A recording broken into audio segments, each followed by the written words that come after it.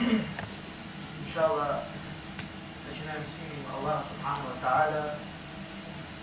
И после этой долгой паузы, иншаллах, мы снова начнем с братьями, иншаллах. И с этого дня и преподавание, и уроки, иншаллах, кроме некоторых отсутствий у них, иншаллах, будут с Корана. И на Коране, и о Коране. Потому что мусульмане знают, что такое Коран, или должен знать. И, иншаллах, мы постараемся побольше обратиться к Корану, посмотреть Коран, углубляться, размышлять, думать. Потому что это и есть ислам. Это и есть сила ислама, это и есть мощь ислама. Без Корана нету ислама. Нету ни имана, нету ничего. Нету мусульманина. И, конечно, к сожалению, у нас очень большой недостаток с пониманием Корана. Да, есть небольшие там, скажем, понятия общие, да, что Коран это слово Аллаха, это великое слово. Но надо понимать Коран. И человек, если хочет узнать, и мы это много раз и здесь тоже говорили, кем он является перед Аллахом, это Ибн Мас'уд говорит, если хочешь знать, кто ты такой перед Аллахом, насколько ты любишь Аллаха, и Аллах тебя любит, смотри, насколько ты любишь Коран. То есть это очень ясно сказанные слова. И каждый из нас может измерить, да, насколько я люблю Аллаха. Да, все мы скажем, да, любим Аллаха. Доказательство этого каждому из нас. Пусть он посмотрит, насколько он любит Коран, слово Аллаха, насколько он любит не эту книгу, вот такую зеленую, да, вот книгу, так называемую, у него 10 экземпляров всех видов, да. А что он понимает, читает ли он, смотрит, спрашивает, учится хоть одну страницу, хоть одну ая. То есть любить, шайтан нас много обманывает. Мы говорим, что любим Аллаха, любим пророка. Если любим Аллаха, как мы сказали, должны любить Коран. Если любим пророка, значит должны любить сунну. А просто так любим, говорить мы любим, это очень большой обман, шайтанский обман. И, к сожалению, это много так и есть сегодня. И, конечно, так как мы это сказали, договорились, что начнем все с Корана, конечно, первое слово, первая ая, каждый раз повторяется. Конечно, мы начнем с Фатиха. Почему начали с Фатиха? Потому что мусульманин читает Фатиха 17 раз в день. Минимум 17. То есть, если фард намаз он читает обязательно, то 17. С суннами это будет еще больше. 17 раз читаем Фатиха. И многие мусульмане не знают, быть может, знают прямой смысловой перевод, но суть и смысл глубокий. Глубокий суть и смысл этого Фатиха, этих аят, этих слов Аллаха. Это же не простые слова. Это же не слово так перевели, все поняли и все.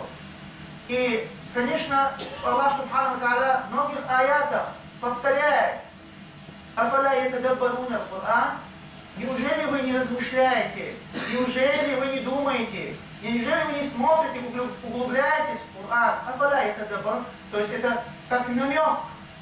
Афаля ятадаббарун. Неужели вы так? Вот у вас есть эта милость Аллаха, оказанная вам. Афаля ятадаббарун. Вы не смотрите, вы не размышляете. Ам аля кулубин акфаруха. Или на ваших сердцах замки. То есть одно из двух. Или мы размышляем, или мы смотрим, или мы копаем, или мы углубляемся, или мы учим, или наши сердца закрыты. Нету третьего.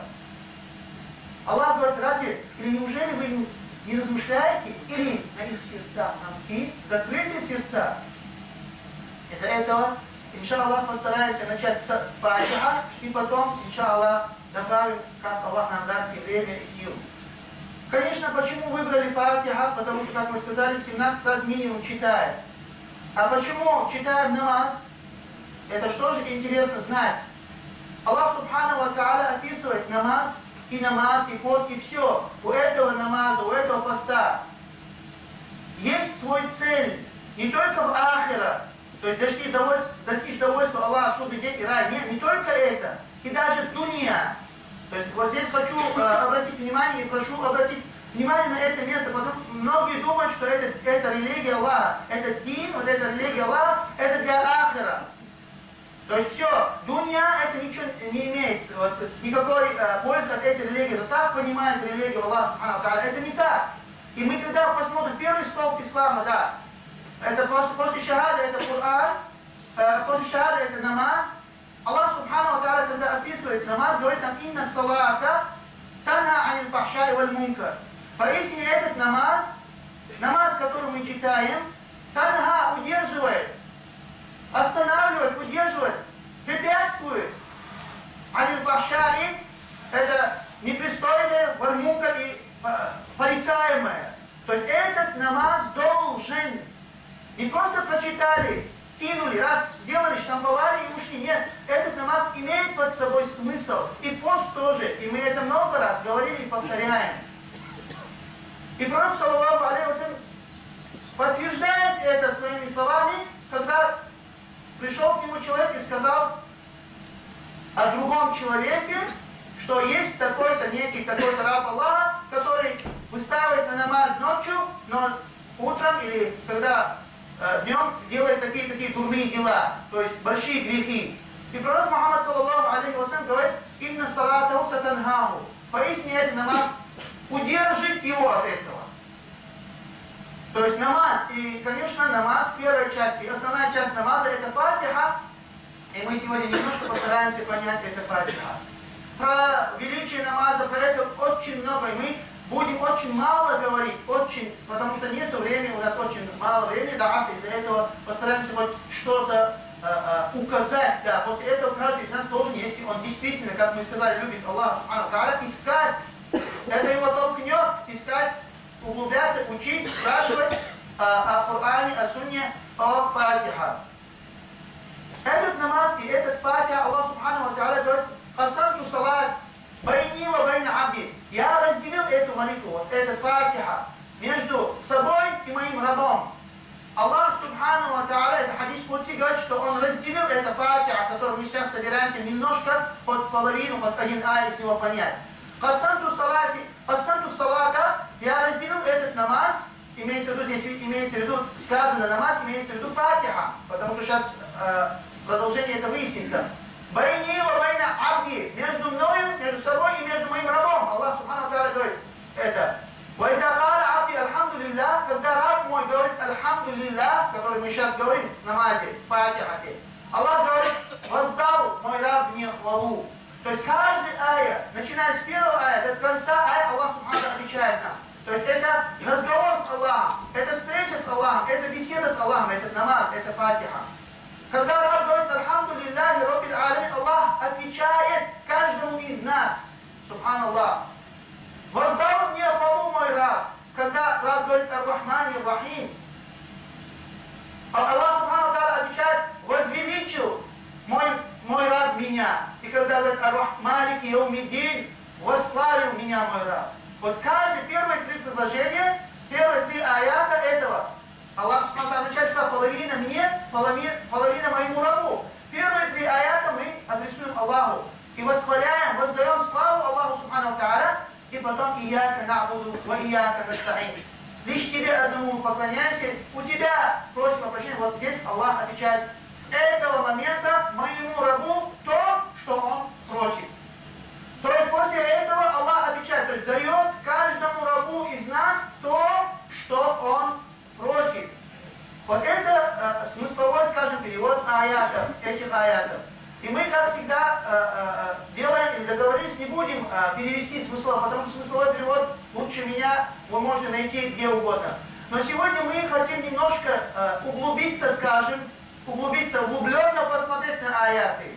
Что значит «Альхамдулиллахи Раббил Аламин»? До этого, конечно, начнем с «Бисмиллахи Рахмани Рахим». Несмотря на «Бисмиллахи Рахмани Рахим», это не считается один из аятов. Имеется в виду, это для того, чтобы разделить суры одной от другой, да. Из-за этого в этом хадисе тоже становится ясным, что «Бисмиллахи Рахмани» это не аят, имеется в виду, надо читать, надо, обязательно, но не один часть Фатиха, не один часть этого, скажем, этих сур.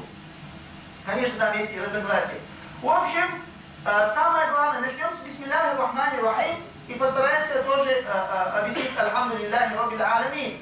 Потому что объяснение, мы сказали, не хотим объяснить вот словесный перевод, а хотим немножко понять суть, смысл Альхамдулиллахи Раббил Аламин. Конечно, Бисмилляхи Рахмани Рахим все мы говорим не только в намазе, на каждом шагу, на каждом деле. То есть начинаем, то есть то, что ты делаешь, собираешься сделать, то есть начинаем все, то есть если сел кушать, начинаю кушать с именем Аллаха. Начинаю намаз с именем Аллаха. Начинаю делать это доброе дело с именем Аллаха. Бисмиллах — это имя с именем Аллаха. Ар-Рахман, Ар-Рахим. Вот здесь остановимся, потому что эта же ая повторится через несколько ай. Альхамдулиллахи Раббил Аламин, Ар-Рахмани Рахим. Из-за этого здесь, если объяснить, то не надо будет объяснять и там. Ар-Рахмани Рахим — это имена Аллаха Субхану ва Тааля. Ар-Рахман, Ар-Рахим, милостивого, милосердного. Аллах Субхану ва Тааля, и как мы замечаем, начинает эту суру, начинает и другую, и третью, все суры, кроме Таубы, начинает с Бисмиллахи Рахмани Рахим. Бисмиллахи Рахмани Рахим. И мы хотим узнать суть. Повторяется это Бисмиллахи Рахмани в Коране, повторяется это на языке мусульманина. Что значит с именем Аллаха милость и все, вот так милостивого, милосердного? Почему Аллах Субхану ва Тааля, который обладает многими качествами, именами, атрибутами, взял и выбрал Ар-Рахман, Ар-Рахим? Милостивый, милосердный, а не всемогущий, сокрушающий, который будет мстить, который будет наказывающий. У Аллаха есть 99 имен. И среди них есть такие имена, которые, если по-нашему, если по нашему мнению взять, было бы хорошо, если там Рахман милостивый и наказывающий, чтобы некоторые понимали, что и наказание есть. Нет, Аллах Субхану ва Тааля выбрал из этих 99 имен. И Аллаха выбирает Аллах милостивого, милосердного. И, конечно, о милости Аллаха, о милосердии Аллаха не хватит целые десятки хутбов. Да. И мы сегодня, иншаллах, постараемся немножко взять о милости Аллаха, потому что мы хотим, еще раз говорю, углубиться в эти слова, а то, не понимая или понимая, вот сверху у нас этот намаз, который мы читаем, не дает того результата, который должно было, как мы вначале сказали, инна салата, как в Коране говорится, поистине этот намаз удерживает, останавливает от дурного, от порицаемого, от непристойного. А Абдуллах ибн Амр радиаллаху анху, Наби саллаллаху говорит, ар-рахимун. Сейчас мы говорим о милости. Что такое милость? Что значит миловать? Что значит проявлять милосердие? Ар-рахимун. Те, которые проявляют милосердие в этой дуня, ярхамухумур рахман. Аллах помилует их. Ар-рахимун. Здесь сказано, те, которые проявляют милосердие своим братьям, своим соседям, своим близким. Всем проявить милосердие всему. Всем творениям Аллаха Субхану ва Тааля. Всем на этой земле. Ярхамухумур рахман. И открывает пророк следующими словами, кого имеет в виду? Ирхаму. Так, проявляйте же милосердие ман фил ард. Всем тем, кто на этой земле. Всем тем, кто на этой, то есть проявляйте милосердие и животным, и людям, и мусульманам, и не мусульманам. Ярхамукум. И помилует вас ман фис сама, тот, который на небе. Конечно, этот хадис, быть может, некоторым не понравится, потому что это, как говорится, на небе не любят, но в хадисе так сказано, и любой может это уточнить. Хадис достоверный, и нету никаких, вот это, скажем, претензий в этом хадису. Анжарир, в другом хадисе, Анжарир, радиаллаху анху, кала Расулуллах, саллаллаху алейхи вассалям, в другом хадисе точно такой же хадис, но по-другому сказано. Ман лам ярхам, тот, который не проявляет милосердие, то есть жестокое сердце, не жалеет, нету жалости, нету нежности, нету добра, нету милосердия, ла юрхам, и не помилуют. То есть Аллах Субхану ва Тааля не помилует его. Это тоже хадис о милости и милосердии Аллаха Субхану ва Тааля. А Усама ибн Зейд передает, قال رسول الله صلى الله عليه وسلم إنما يرحم الله من عباده. Поистине Аллах простит, Аллах помилует тех, кто проявляли милосердие на этой земле. И еще раз говорю, почему мы выбрали эти хадисы. Хотим понять, что значит Бисмиллахи Рахмани Рахим. Что значит Ар-Рахман, что значит Ар-Рахим. И почему на каждом шагу, на каждой суре, на каждом месте у нас Бисмиллахи Рахмани Рахим на языке. И когда мы посмотрим, действительно у нас эта рахма, эта милость есть. Действительно мы проявляем милость. Действительно у нас сердца добрые, нежные. Или у нас, и сейчас мы посмотрим, жестокие, хищные.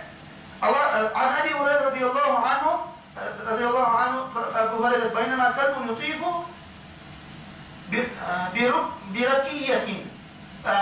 Один день прелюбодейка, они всем известны, Мимбани Исраиль, из сынов Израиля, самая плохая, скажем, да, по мирским меркам, да, женщина, которая увидела собаку, умирающую от жажды, взяла свою обувь, зашла там в колодец, напоила этой собаку, как будет на русском? Эту собаку напоила водой. Аллах Субханаху ва Тааля простил все ее грехи. Из-за того, что она увидела животное, сочувствовала, то есть она до этого хотела напиться и чувствовала эту жажду, напилась, потом, когда увидела собаку, почувствовала, то есть сочувствовала, и это ее качество было причиной, что Аллах Субхану ва Тааля простил все ее грехи. عن معاوية عن أبيه رضي الله عنه أن رجلا قال النبي صلى الله عليه وسلم إني لأذبح شاة فأرحمها. Этот смотритель говорит, я, когда режу барана, проявляю милосердие. Этот человек говорит пророку, когда я режу, у меня в сердце милосердие, то есть жалею, можно, не харам резать, да. Но он рассказывает, какое чувство он имеет, когда режет барана. قال النبي صلى الله عليه وسلم, пророк саллаллаху алейхи ва саллям говорит, «Ваша ин рахимтаха», этот баран, если ты будешь милосерден, если ты будешь проявлять милосердие, когда режешь, ярхамукаллах, Аллах помилует тебя. Субханаллах. Шат, курицу режем, это, бисмилля забываем, все забываем, делаем все, что вот хотим, вот как хищники, да, субханаллах. Нельзя, это тоже животное, конечно, резать можно, без этого нельзя, но иметь чувство, умирает перед тобой, то есть сочувствовать, видеть это.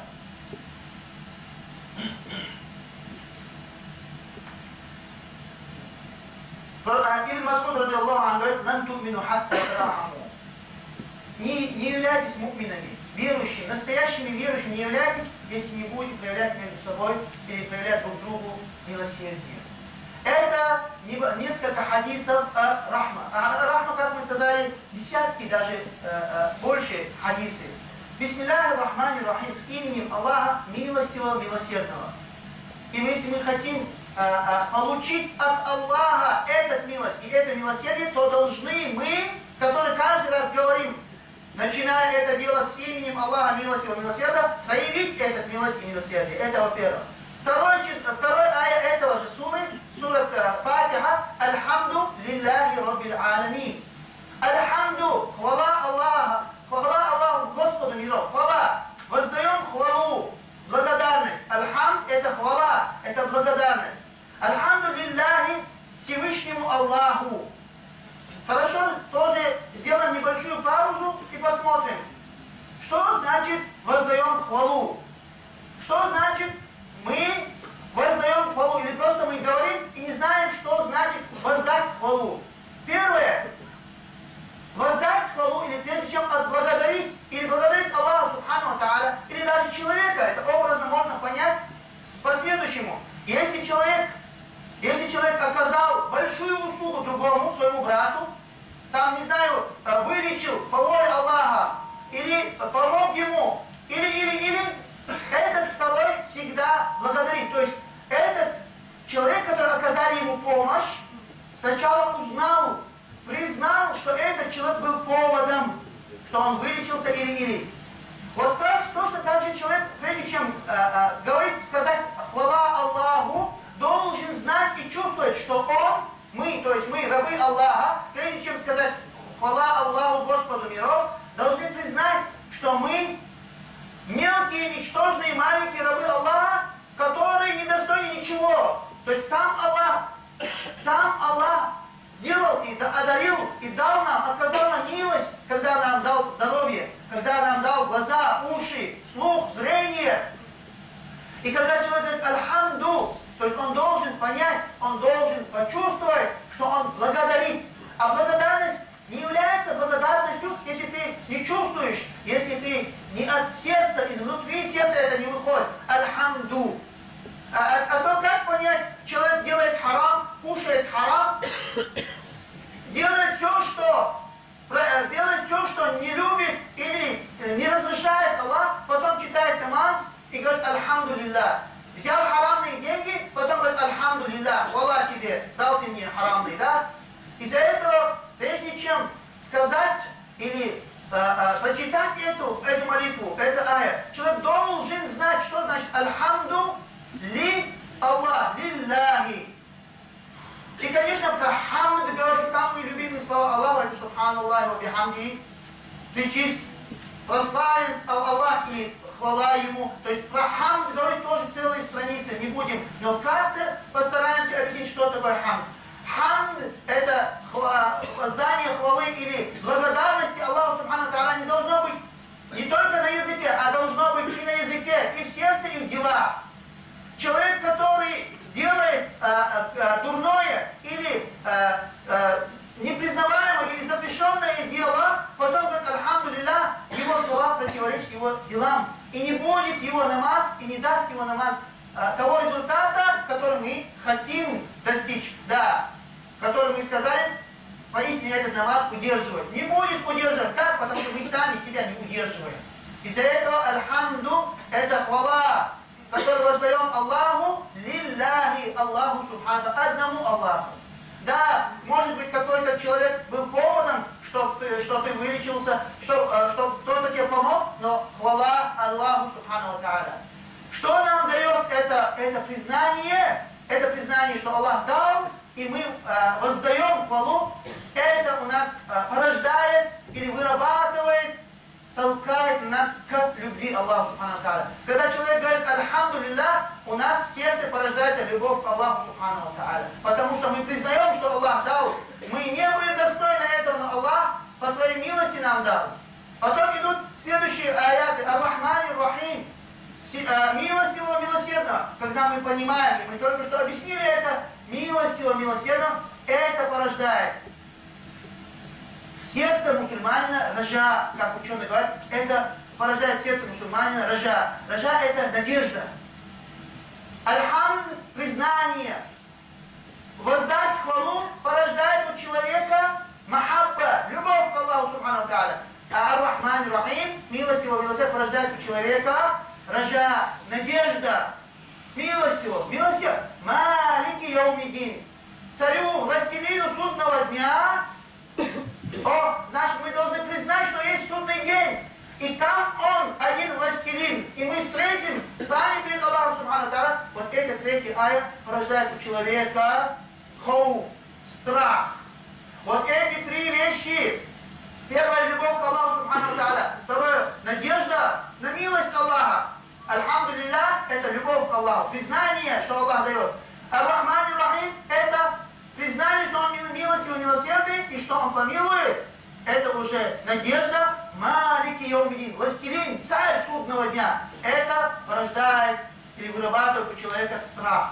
Вот эти три вещи, если мы поймем Фатиха, то есть любим Аллаха, восхваляем Аллаха, воздаем хвалу Аллаха, потом надеемся на Его рахма, на Его милость, потом боимся Его судного дня, боимся страх. Вот эти три вещи, если правильно будет, если эти три вещи правильно будут посажены в сердце или упакованы, если правильно будет посеяно это дело в сердце человека, это поведет его. Это даст тот результат, который мы хотим от намаза, от фатиха, от Корана. Первое, любовь к Аллаху Субхану Тааля. Второе, надежда на Аллаха, на милость Аллаха. И третий, страх. Страх перед Аллахом Субхану Тааля. И эти три аята, которые мы сегодня взяли, Аллах Субхану Тааля, когда мы читаем, и возвращаясь к первому этому хадису, я разделил это фатиха между собой и между моими рабами. То есть половина мне, в другой версии хадиса, половина мне, половина моему рабу. И мой раб, когда говорит «Альхамду лиллахи раббил аламин», то есть хвала Аллаху, Аллах говорит, воздал мне хвалу. Ар-Рахман ар-Рахим, вознес меня мой раб, Малик йаумиддин, восславил меня. Ияка набуду ва ияка, тебе одному лишь поклоняемся. С этого момента Аллах говорит, моему рабу то, что он попросит. То есть Аллах дает нам все, что... И, конечно, мы потом возьмем, что мы просим, что значит «Ияка набуду ва ияка настаин». Это вся религия включена, вот эти два слова. И сначала мы возьмем детально это, и это первая часть намаза. Первая часть, первые три аята, если мы как-то поймем, у нас будет этот Коран, поймем этот Коран, и эта сунна делает то дело, которое Аллах Субхану Тааля сказал, поистине этот намаз удерживает. Вот этот намаз удерживает раба. И 5 раз мы в день становимся перед Аллахом и просим прощения. Боимся Аллаха и любим Аллаха. И это повторяем 5 раз в день. И что можно ожидать от такого раба? Кроме благого. Аллахи, кроме благого не должен от мусульмана исходить. И мусульманам, и не мусульман, и всем. Из-за этого, иншаллах, если Аллаху будет угодно, мы продолжим. И прошу обратить внимание на эти аяты, посмотреть, поискать. В хутбе невозможно все рассказать. Время мало, людей много, и место у нас тоже неуютное. Но указали «Инна фи залика ла-ибра», то есть в этом есть урок тем, которые хотят узнать. То есть дальше каждый из вас должен искать, посмотреть, действительно, что значит фатиха. То есть указали вам, надо идти, делать. Все невозможно разжевать и залить в голову. Нет. Это ученые только указывают нам, как делать, и потом мы должны немножко потрудиться. И Аллаха просим, чтобы Аллах дал нам правильные истинные знания и помог нам идти за Кораном, за Сунной и понять его. Альхамдулиллахи раббил аламин.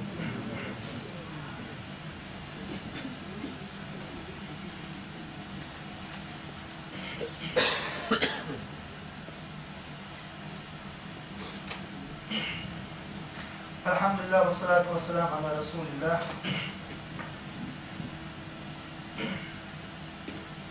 И как мы сказали в первой хутбе, этот Коран, если мы не вернемся к Корану, многие думают, что я мусульманин, у меня все нормально. Намаз читаю, хотя не понимаю. Один раз в год пощусь, тоже пойдет. Субханаллах, проблема не знание, а не знать, что мы не знаем. Да. Когда мы спокойны, значит, это говорит о том, что мы думаем или думаем, что знаем. То есть не знаем, что мы не знаем. Это первое. Второе, вот эти знания, как мы сказали, не для того, чтобы вот было бы хорошо, если бы знали, то есть не выборочно. Кто хочет, тот делает, кто хочет, тот не делает. Знание есть уровень знаний, который обязан мусульманин знать. И в следующей хутбе, когда мы начнем про «Ияка набуду ва ияка настаин», это основа религии, это все, вся религия. И весь Коран, кстати, это тоже о достоинстве фатиха, собран в фатиха. И эта фатиха полностью собран в «Ияка набуду ва ияка настаин», в этом аяте. Это и акида, и дин, и все. С этого, этот фатиха, если мы поймем, хотя, может быть, затянется это, Аллахи, там мы даже 10-ю часть, то, что было сегодня, то хотелось не сказать, потому что время малое. И еще раз прошу сами посмотреть, есть и переводы, альхамдулиллах, покопаться, минимум фатиха, чтобы знали достойный смысл фатиха. Почему? Потому что читаем фатиха 17 раз, 17 7 аятов, 7 предложений. И каждый день по одной предложению, если мы поймем, 10 минут отдадим Аллаху Субхану Тааля, неделю у нас будет полностью Фатиха. И смысловой перевод вы можете знаете все.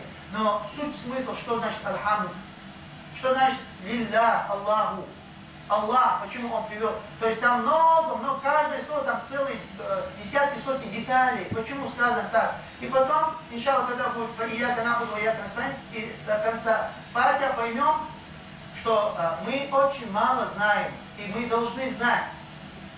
Из-за этого первая и последняя просьба, чтобы мы немножко обратили внимание и отдали свое немножко времени на религию Аллаха Субхану Тааля. Не словами, а делами.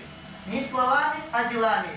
И пока мы не вернемся к Аллаху, то есть к Его книге, и к пророку, то есть Его сунне, не видать нам ни счастья, ни успеха, ни благополучия, ни спасения, ни победы, ничего. Нету.